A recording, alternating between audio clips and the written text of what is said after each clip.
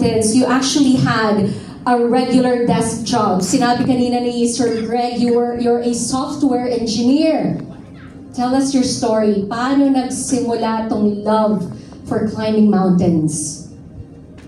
Una sa lahat, good day sa lahat, good afternoon to everyone, and I'm just so happy and proud because after 18 years, we finally put a Filipino back on Mount Everest. Almost 2 decades since the last Filipino was there last. Okay, so now going back to your question is, Miss Jenny. So, galing kasi ako sa computer science degree. Okay. And nung nag-graduate na ako, I got into software engineering and I work as a software engineer for 6 years. And umabot na sa point na nahihiya na ako sa boss ko kasi lahat ng vacation leave ko, lahat ng sick leave ko, nagli-leave without pay ako para lang makapag-climb, you know? So, yun na talaga yung passion ko. Kailan siya nagsimula? Kasi from the sound of it, bago ka pa nagsimulang magtrabaho, hilig mo na talagang pumanik ng bundok. Kailan siya nagsimula? Nagsimula siya nung third year college ako. I was just envious, but more curious sa ginagawa ng friends ko at that time because they had so many pictures, interesting pictures about nature, the mountains. So ako naman na-curious ako na ano bang meron dyan? Baka pwede ko subukan. No? And yung mga time na yun, medyo hesitant pa yung parents ko kasi ako lang yung nag-hike sa family namin. Oo, wala pa sila masyadong alam. Yeah. So, doon na-introduce na sa akin yung nature, yung outdoors. So, dahan-dahan ako na yung love sa ganda ng Pilipinas. Oh, wow. So, nagsimula pala talaga siya sa college bago ka pa nagtrabaho. Paano ka umabot sa, okay, napanik ko na itong mga bundok na to, Mount Everest naman? Well, I think that at that time, nagkakaroon ako ng realizations na I think I'm hiking too much. Naapektuhan na yung career ko. And naisip ko, bakit hindi ako magkaroon ng farewell climb, ng graduation climb. And naisip ko, baka pwede akong pumunta sa Himalayas. Yun na yung last climb ko. Kasi tatapusin mo na to. Kasi halos nakakit ko na yung mga matataas sa Pilipinas. Gusto ko na ng farewell climb. And going to Everest Base Camp, it's a bucket list for Filipino mountaineers. And yun yung naisip ko. And then my friends, si Mamira, si Daddy Freddy, in-invite nila ako to go to the Himalayas. Then there, una kong nasilayan yung beauty of the Himalayan mountain range. So, totoo yung sinasabi nilang tawag ng bundok. Tawag ng bundok. So, yung supposed to being farewell climb mo ang nagsimula sa lahat. You know, for mountaineers, they say there's what you call a mother mountain. Yung pinakauna mo, alin ba to? Yung pinakita siya kanina sa video yun yung Mount Talamitam sa Nasugbu, Batangas, no? And consider siya sa isa sa madadaling bundok na akyatin. Pero at that time, wala naman kasing naggagabay sa akin nun eh. So, I was, naka-sleeveless lang ako, wala akong dalang tubig. So, it was a hell experience for me. Pero sa kabilaan ng suffering ko, climbing that mountain, sobrang fulfilling pala makasama. So, lahat ng pagod ko nawala. Ito nagsimula talaga. From conquering that first mountain of yours to Mount Everest, anong masasabi mong differences between the two? Ang laki ng difference kasi tayo as Filipinos, we're used to having only 2 seasons here. So, meron tayong summer and rainy season, and nasa tropical country tayo, so mostly jungle yung trail, no? Pero pagdating sa Himalayas, tumataas na yung altitude, may snow, may ice, puro rock. So, ibang-iba yung terrain talaga. And gumagamit na kami ng special equipment to climb. So what led you to finally decide, you know what, it is time, Mount Everest na talaga? Last year, I risked to climb my first 8,000 meter peak. That was Mount Manaslu, 8,163 meters. And that was my first experience in using supplemental oxygen. And it was my first experience with the dead zone. And after summiting that mountain, we were the first Filipinos to actually summit that mountain. Oh, wow! And after summiting that, nagkaroon na ako ng confidence na, okay, I think it's time for Mount Everest. Okay. Run it by everyone here. I'm curious, meron bang mga mountaineers dito? Okay. Meron? Dati. Aside from yung mga kasama ni Jeno, anyone from the media, can you paint the picture for us of what it entails? Kasi like, gaya na sinabi mo, dito sa Pilipinas, dalawa lang yung seasons natin, hot, rainy. Ano ba yung klaseng training? Paano mo sisimulan kung gusto mong pumanik ng Mount Everest? Kasi if there's something I do know from research then, if you want to climb Mount Everest, there are only a few days in a year. It's not even weeks, it's just a few days in a year, about 10 days, the entire year na pwede kayong pumanik. So do you just go there and then start climbing within those 10 days? Ano yung preparation na kailangan? So, sa isang taon, no, ang climbing season talaga ng Mount Everest ay sa May. Ito yung spring sa Nepal. And during spring, this is the friendliest season of the year in that region. So friendly pa yun sa lagay na yun? Yes. Okay. And any other month to climb Mount Everest would be worse. So it's gonna be colder, it's more windy, the crevasses are wider. So May is the most ideal time to climb it. So before May, we should have accomplished and finished our training na. And yung training includes yung exposure sa high altitude, yung to build the mental toughness sa snow, sa malakas na hangin, and to actually be exposed dun sa technical skills na gagamitin. Kasi hindi lang siya basta walk. We are exposed sa ganyan, sa ropes, sa climbing up and coming down using a rope, and using mountaineering boots and spikes and all. Tell us, ilang buwan, ilang linggo, ilang beses kang pumupunta doon sa base camp para mag-practice. Practice pa lang yan ha, it's part of the training. Nakakailang trips ka na doon? I've been going to Nepal since 2022. So, more than 5 times na ako nakapag-Nepal. And base camp, madaming beses na din. And every time na pupunta ako sa Nepal, inaakyat ko yung mga nearby peaks ng Everest para malaman ko kung kaya ko ba. Diba? Nagtitraining ako pero hindi ko pa actually alam kung kakayanin ko unless akyatin ko talaga eh. So, doon ko nalaman, doon na-build yung confidence ko. So, you know, Jenna, based on the videos that you shared with our team, I can see that you have your own oxygen tank. Tapos makikita din, even when we look at you up close, nakikita pa namin yung marks ng oxygen tank.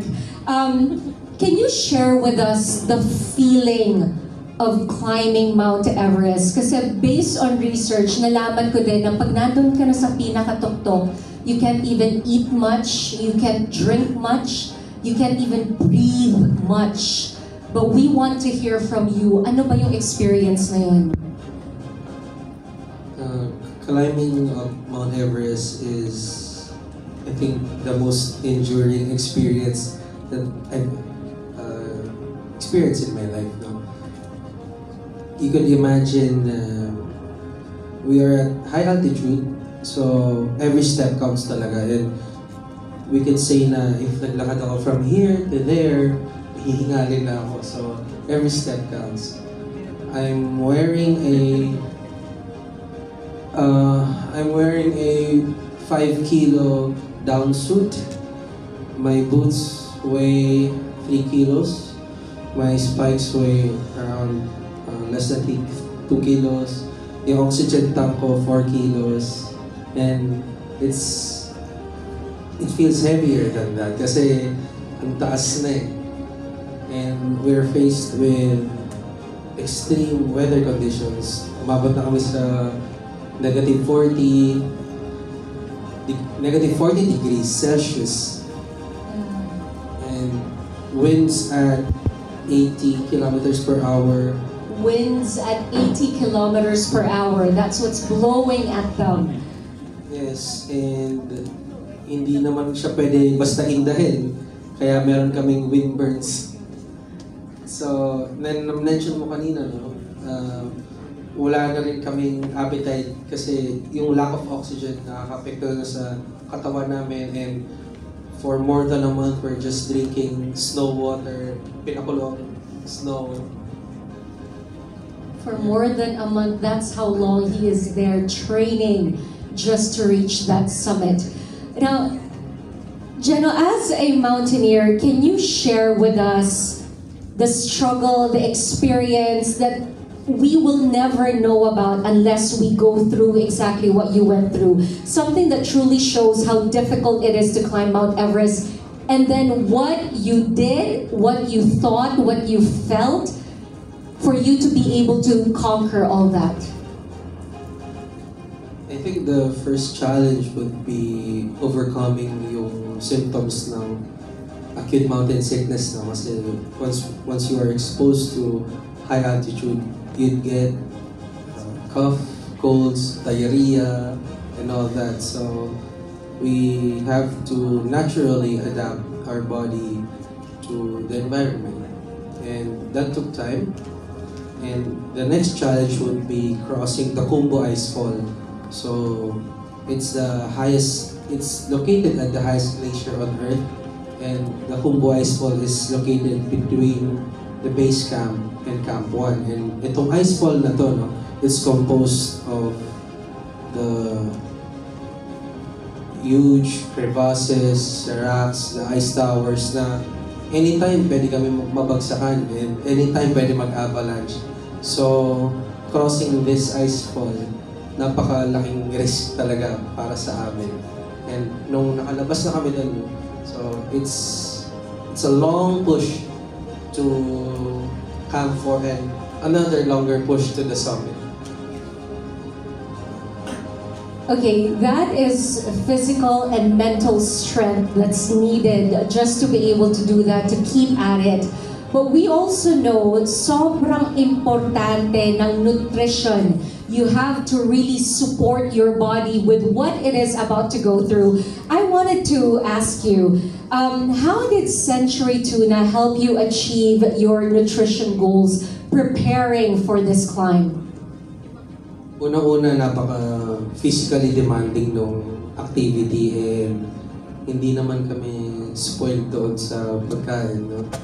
So, and natatrack ko na on average, we're losing 3,000 or more calories per day. So, the best way to recover is yung kailangan ko damihan yung protein intake ko. And nakapag-hoard naman talaga ako ng Century Tuna. Hoarding. Nakakain ba yung Century Tuna as you're climbing up the summit? Ano yung, kasi iniisip ko sa sobrang lamig, ano yung mga pwede niyong kainin when you're doing your climb? Unang-una, hindi ako papayag na walang rice. As a true Filipino, okay? So, usually we eat lentils, soup, tsaka mga instant noodles. So, yung meat, especially meat with flavor, gold na siya para sa amin. And habang tumataas ako, nag-yelo yung mga pagkain namin. So, may dala kaming stove and yung fuel namin. Pero kung mag-i-indulge talaga ako sa pagkain, no? After a long climb, siguro nung time na umakyat ako to country, din bumalik ako sa base camp, ni-reward ko talaga yung sarili ko with Century Tuna. Yun yung reward mo sa sarili mo. Alright. Kaya talaga importante na nakapag-hoard ka.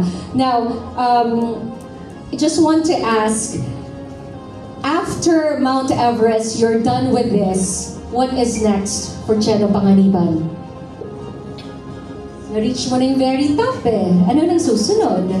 Yung goal nung team namin is to climb all the 8,000-meter peaks in the world. Lahat ng bundok na may death zone.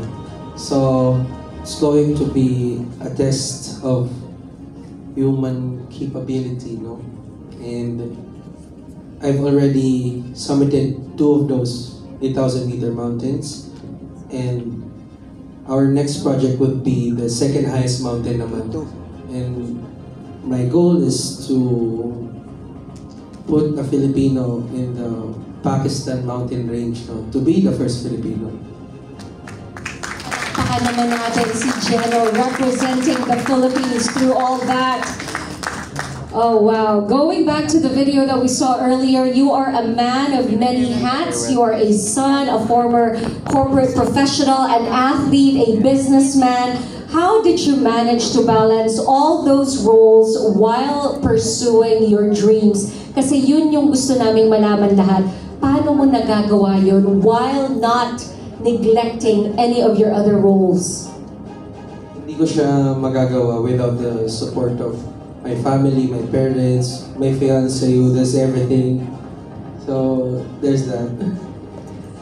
Kanina may shinare si Sir Greg na even in the short time that Century got to work with you, can you tell everyone out here how short a time did you give Century Tuna to decide to partner with you and sponsor you for this climb?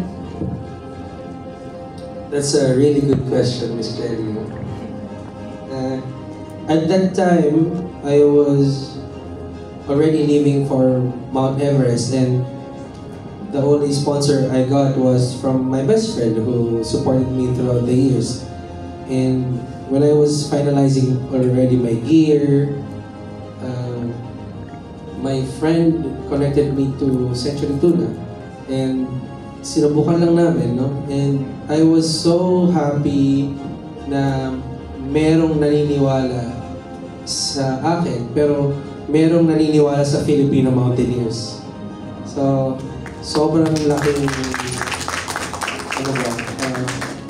sobrang sarap sa pakiramdam na merong naniniwalang ganun. For me to risk my life, no? Wala naman kasi akong assurance na mabibigay sa Century Tuna na I will come back alive. So, for them to trust me and for me to give the victory, to bring home glory, napakalaking bagay yun. So, sobrang pasasalamat ko sa Century Tuna. Not only nakapag-provide sila with my needs, no? Pero yung support talaga. And this was how many days before you climbed up? 5 days na lang, aalis na ako for Nepal. I think we need to highlight that because other companies would have said 5 days, we are not given enough time for the paperwork, marami pang pagdadaanan yan, and 5 days. Century Tuna already, as a company, said, we are going to support you on this. A man that they've never met before, they believed in him and they saw that he is a man of his word. They saw his determination. Can we give a round of applause for this beautiful partnership between Century Tuna and Geno Panganiban? You know, they say it takes a village to raise a child, and that is true in many aspects of life. Geno couldn't have conquered Mount Everest without the support and guidance of the people behind him. Yung mga pinasalamatan niya kanina.